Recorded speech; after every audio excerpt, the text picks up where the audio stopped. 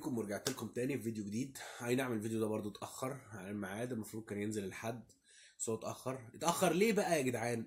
اقول لكم، انا كان عندي انفلونزا تعبان، فما ينفعش انزل ادوق منتج وانا اصلا تعبان. يعني يا دوبك حسيت ان انا بدأت ابقى كويس شوية، قمت على طول جايب المنتج عشان نجربه وندوقه ونفتح مع بعضينا. طبعا احنا عارفين من الفيديو اللي فات كلوب ساندوتش، دوقنا كلوب ساندوتش الجبنة العادية وقلنا رأينا فيه، وممكن هتلاقوا الرأي بتاعي في صندوق الوصف تحت. في الفيديو اللي فات تلاقوا الفيديو اللي فات في صندوق الوصف تحت. فالنهارده هنجرب كلوب ساندوتش اللي هو بالجبنه المشطشطه بقى، اللي هو يعني ايه بقى، اللي هو قال يعني بتاع. طبعا انا قلت قبل كده رأيي في كلوب اهو، كلوب ساندوتش جبنه مشطشطه برضو اهو. خلاص. طبعا انا قلت انا جايبه من عندنا بكام قبل كده، هتلاقوه مكتوب في الفيديو اللي فات نفس السعر.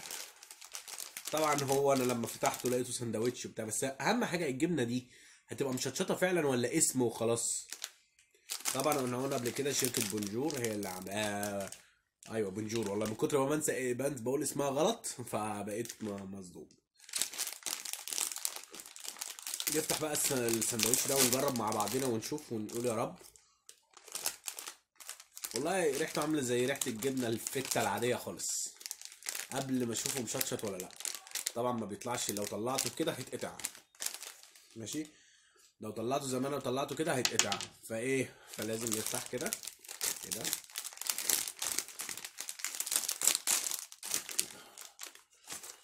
ادي شكل الساندوتش، طبعا زي المره اللي فاتت بالظبط، محشي جبنه بغباوه. يعني هو محشي جبنه بغباوه. اه اه، حصل ما لا يمكن عقباه. شايفين دي؟ شايفين دي؟ العيش بايظ بايظ. يعني عايز تفهمني ان انا اشتريه يبوظ مني؟ يعني ده لو طفل بياكلها كان اتسمم. اوكي، ما شاء الله. طبعا العيش زي ما احنا شايفين بيموت اصلا. يا سادة، بيتقطع مني وانا لسه بقطعه. على العموم انا هدوق منه حته صغيره عشان خاطر البوظان ده مخليني مش عايز ادوقه اصلا، بس انا قلت اجرب. بسم الله.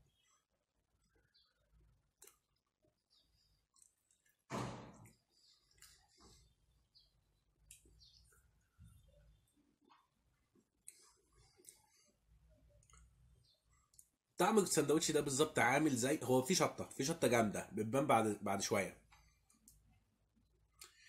انما التفتيت والتقطيع اللي هو الباص دوت مش عارف بقى. انا كده اخاف اشتريه تاني، اخاف اروح اجيبه من بياع يبقى عنده قديم ولا حاجه يبوظ جواه، يعني ما فيش مواد حافظه فيه ولا ايه ده بس هو طعم الجبنه فيه شطه بس. يعني هي حلوه مش شطه، بس خلينا مندوق بس واحده كمان عشان نقول الراي صح.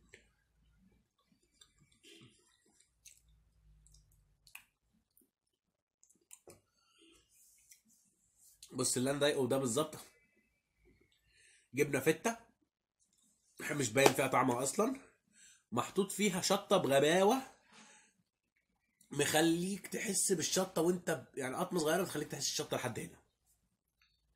يعني اللي بيحب الشطه هيجيبه عشان الشطه، بس لما يعرف ان السندوتش ممكن يبقى بايظ، يعني ممكن تفتحه تلاقيه من جوه بايظ، لما تلاقي العيش تمسكه يفتت منك مع غصب معاك. من الاولاني ما حصلش معايا كده.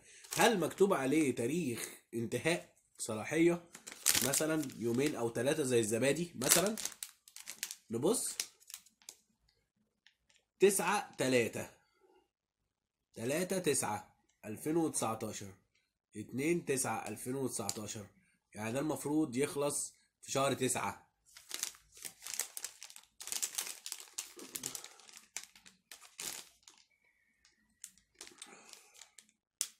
والله انا ما اعرفش، هما منزلين منه اطعام كتير. واحد قال لي مش منزلين غير الطعمين دول بس، هما المفروض منزلين بالكيري والريد فور والشوكولاته والقشطه. هل هما نازل من 2/3 ل9/3، يعني حوالي 4 ايام؟ فبالنسبه لي كده باظ، يعني منتهي الصلاحيه. فعشان كده انا مش، بس ما هو ممكن البياع ما ياخدش باله ولبسها لحد زي كده. على العموم انا قايم اللي قدامي. الجبنه ملهاش طعم، الشطه مش شطه قوي ومخليه اللي بيحب الشطه هيجيبه. لو موضوع العيش والتفتيت ده بيروح لو انت كنت جايبه في الوقت اللي هم قايلين عليه اللي هو مش منتهي يعني، فممكن يبقى حلو. بس انا عن نفسي انا في الوقت اللي انا ضايقه فيه ده، يا ده ما همولته وكل الحاجات التانية، ما هي نوع برضو من انواع العيش ودومتي وكل ده. وما بتقعدش ليه 3 و4 ايام، بتقعد اكتر. وليه بتبقى دايما حلوه؟ مش عارف. بس الاولاني كان حلو وده وحش. انا ما اقدرش اديله اكتر من 5 من 10 بالعافيه، عشان حاجه واحده، عشان هم قايلين الجبنه مشطشطه وطلعت مفيش حاجه فيها غير ان هي مشطشطه. خلينا نروح مع بعضينا على المنتج التاني. المنتج بقى التاني معانا النهارده منتج اسمه، ليه ما انا بتكلم ليه كتير؟ ما هو ده طلع على طول اهو ده. منتج اسمه تاكنتاش. ماشي. وانا طبعا قلت لكم قبل كده انا بحتكر اللي بيكتب اسمه انجليزي بس ما بيكتبش عربي ده خالص، على اساس ان انا لو لقيته مره وجبته وعجبني مش هعرف اجيبه تاني، لان لو انا راجل ما بفهمش انجليزي مش هعرف اجيبه تاني. هروح اقول للبياع هات تاكنتاش، هيقول لا والله ما بنبيعش الحاجات المحرمات دي، تطلع عند تجار الاستيلا. هو مش عارف اصلا ايه تاكنتاش دي. اهم حاجه ما شاء الله زي 3/4 المنتجات المصريه بيكتبوا بس ايه الطعم بس، كاتبين بسكوت بالشوكولاته ببدائل زبده الكاكاو، ده الطعم بتاع ده. طبعا احنا شايفينه عباره عن هتبقى بسكوته فيها شوكولاته مرسوم عليها دب، شغل عيال صغيره كده. ده بكام بقى القطعه دي يا باشا؟ انا جبتها بجنيه. دي انا جبتها بجنيه على الكميه دي، على الحته دي بجنيه قشطه. نفتح بس ونجرب ونشوف، ويا رب يطلع بس البسكوته حلوه ميقرفناش. اول حاجه سهل الفتح.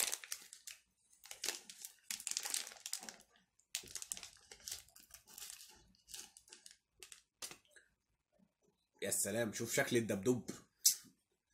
شكل الدبدوب يخليك تجيبها عادية هدية لعيد الأم يا أخي. بجنيه تدي أمك إيه دبدوب؟ قول لها أنا جبت لك دبدوب بجنيه ياما.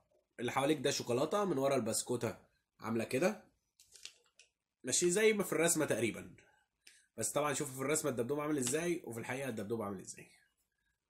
بس يا رب يطلع الطعم حلو، ما يعني عشان ما نتضايقش. بسم الله. إيه ده؟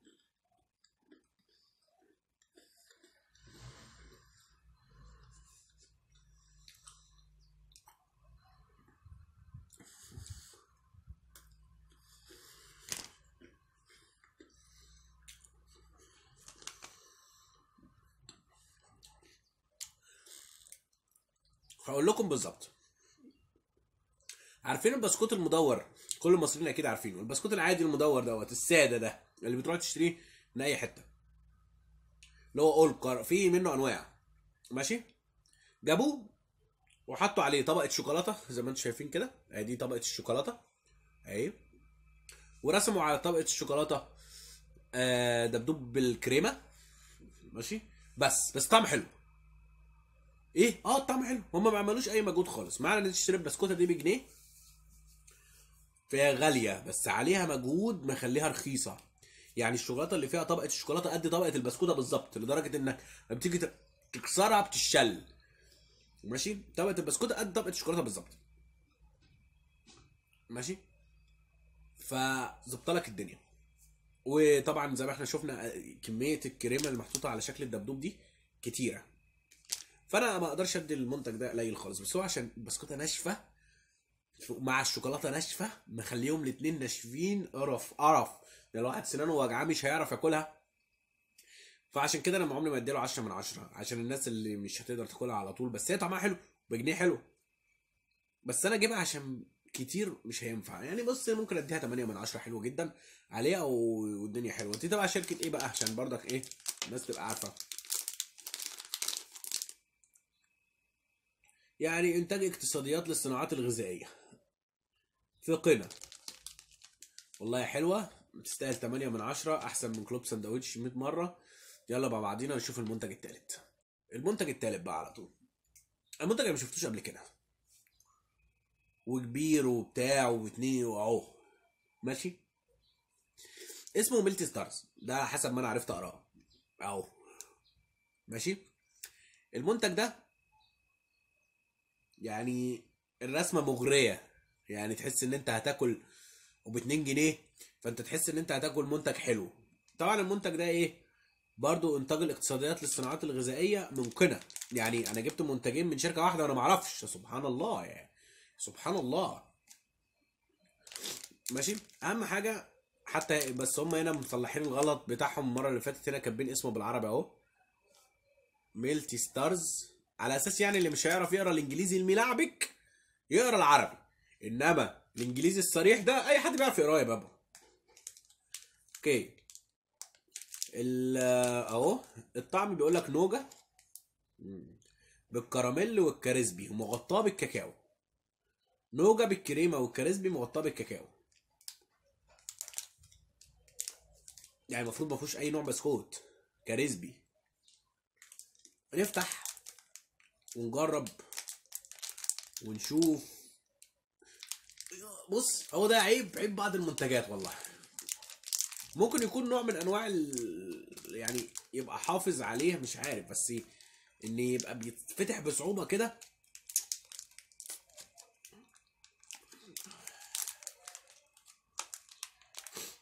هفتحه واجي تحت اهو بالمقص. دي طبعا حاجة هتخليني مستحيل اجيبه وانا هاكله في الشارع مثلا، يعني لو عجبني حتى مش هجيبه وانا هاكله في الشارع لانه بيتفتح بصعوبة. اوكي. اول حاجة فتحناها كده، يا سلام يا سلام، شوف شكل الشوكولاتة يا جدعان، شوف الشكل يا جدعان، شايف ده؟ كاريسبي بس يا جدعان، يعني هي الشوكولاتة معمولة وحش ماشي من ورا، بس مبينه ان هو فعلا مش جواه غير كاريسبي، ما فيهوش شوكولاته. احلى حاجه الكلام هو اللي موجود. يا شوف شكل الكاريسبي يا جدعان. يلا ندوق. اول حاجه نقول بسم الله الرحمن الرحيم وناكل بايدنا اليمين، خلي ربنا يكرمنا. يلا بسم الله.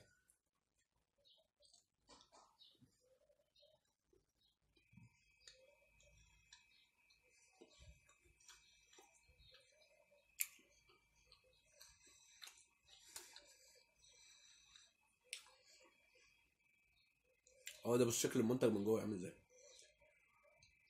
شكله من جوه يا جدعان عباره عن بسكوت ده بس متغطى بالشوكولاته. اللي مخلي بقى البسكوت ده متماسك في بعضه هو النوجا، زي ما هم قايلين بالظبط. بس انا بدوقه مش حاسس غير بطعم النوجا، يعني في كاريزبي وفي شوكولاته ومش عارف ايه، مش حاسس غير بطعم النوجا.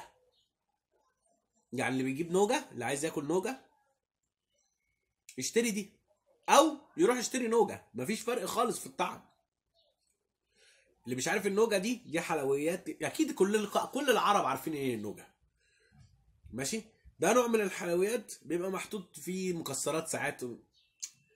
ماشي. ده طعمها نوجا بس، الشوكولاته ملهاش لازمه عليه، الكاريزمي مش باين، وانت بتاكله كده كانك بتاكل نوجا. زي بالظبط السوداني اللي بتلاقوه في النوجا، ما بتحسوش بطعمه اصلا، هو موجود في النوجا كده. ماشي. بتبقى النوجا هي اكتر حاجه انت بتاكلها، والسوداني اللي فيها ده لو جه تحت لسانك كده بتحس غير كده. لا، ده نفس الحوار بالظبط، ده اكني باكل نوجا ب2 جنيه. انا لو عايز اكل نوجا ما انا هجيب نوجا بجنيه صغننه كده ونفس الطعم بالظبط مفيش فرق، لا هيبقى فيه شوكولاته ولا بتنجان. كتر النوجا فيه بوظ طعم الشوكولاته خالص، ما كاني مش ضايقها. مبوظ طعم الكريسبي خالص اكنه مش موجود فيها. وانا ما بحبش النوجا، فانا هديله 6/10. وكده التلات منتجات دول 2 منهم خيبوا املي جامد. يعني انا كنت عامل حسابي ان انا هاكل ده يعني اكني باكل مندولين مثلا حاجه كده يعني، واتخن واكبر وب2 جنيه. فاهم انت. وكلوب ساندوتش ضايقني، انا بتقول لك جبنه بالشطه مش غير بطعم الشطه بس، يعني لا العيش ولا الجبنه، الشطه بس هي اللي ليها طعم في البتاع. هو بس الحاجه يا عيني الصغننه الجميله دي ما كانش ينفع اديها 10/10. ماشي. بس هي دي المنتج الاسبوع. يا نهار اسود، بسكوته هي منتج الاسبوع يا جدعان. بس اللي خلاني بقى يعني نخلي الشركه مبسوطه المفروض، يعني عشان انا واحد زي ده دي 8/10. حاجه واحده، ان الاتنين من منتج واحد، يعني شركه واحده عملت ده، هي اللي عامله ده. ده يكسب ده يجيب 8 من 10 اول، وده جايب 5 6 من 10 مع يعني كده، عشان خاطر الشكل يعني اول حاجه بيتفتح بالعافيه، تاني حاجه شكله مش شكله حلو جدا، هو ده اللي خلاني اديله درجه. طعم نوجا بس، كنت عملت نوجا بس. على العموم كده خلصنا الفيديو، استنونا دقيقه واحده. زي ما قلت لكم ان ده منتج الاسبوع، ماشي. وما تنسوش تدوسوا شير ولايك الحوار الجميل دوت، ماشي. ولو ما اشتركتش في القناه بقى اشترك، عشان الفيديوهات بنزلها بشكل اسبوعي ان شاء الله، ماشي. لو اتاخرت ببقى اتاخرت يوم، وبيبقى غصب عني، بيبقى لظروف معينه، ودايما بقولها في الفيديو. خلاص. مش عارف الفيديو ده اللي كان المفروض ارد فيه على التعليقات ولا لا، بس انا الفيديو ده مش هرد فيه على التعليقات. خلاص. ووعد ليكم الفيديو الجاي هو اللي هرد فيه على التعليقات، سواء كان ده او يعني كده كده الجاي هو اللي هرد فيه على التعليقات بتاعتكم ان شاء الله، ماشي. واستنوني ان شاء الله الحد الجاي او الاثنين باقصى تقدير. يلا انجوي.